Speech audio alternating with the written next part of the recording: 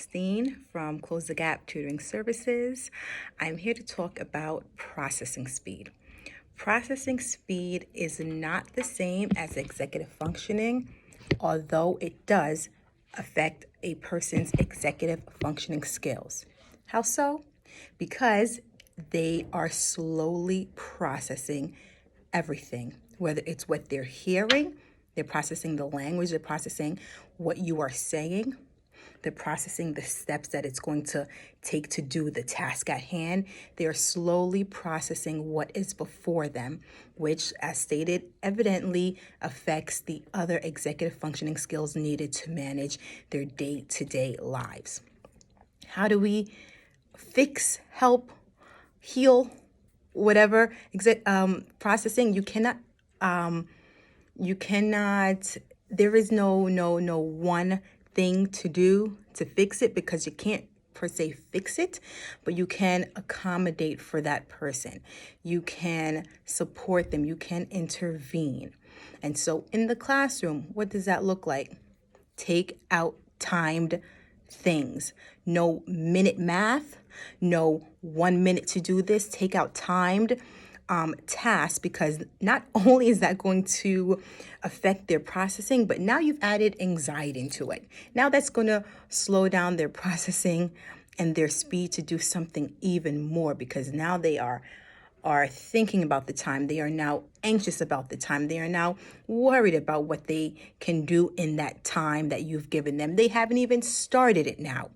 They haven't started the task now because they're worried about the time. So the first thing, we have to cut out these timed activities. Yes, we use it as a way to see what you can do in this moment, to kind of also encourage you to get started. But with certain students, that's actually going to do the opposite. So if you know you have a slower processing student in your class, the timed task has to be omitted, at least for them. That's an accommodation that you can make for them.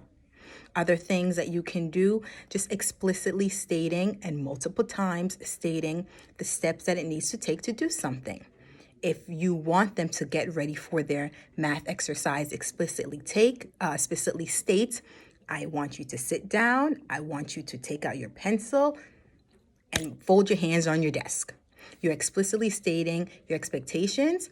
In addition to that, write it on the board. In addition to that, say it again. In addition to that, have them repeat what you just said.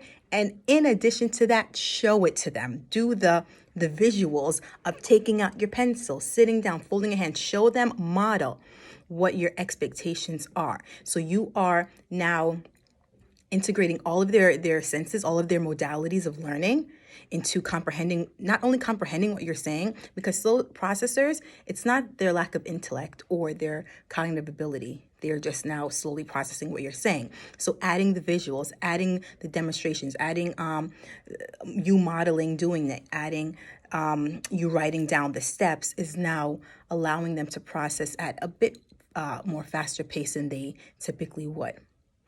And so with slow processing, it's just about having patience. You have to have patience and understanding.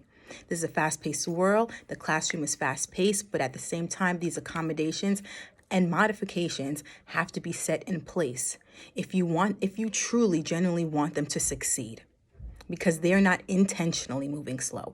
They're not intentionally not getting something done. They are trying to process it, understand it, and work through it, figure out what step to do first. So patience is vital. Understanding is vital, okay? And letting them know that you understand their need and that you are providing these different supports and interventions will not only lessen their anxiety, but lessen their lower self-esteem. It will raise it a little bit more, because they're already feeling down about themselves. They're already thinking that they already know. Not only are they thinking, but they know they're moving slower. They know they are a bit behind in certain things. So letting them realize that you care, you understand, and you are doing what you can do to the best of your ability and knowledge to help them will help them.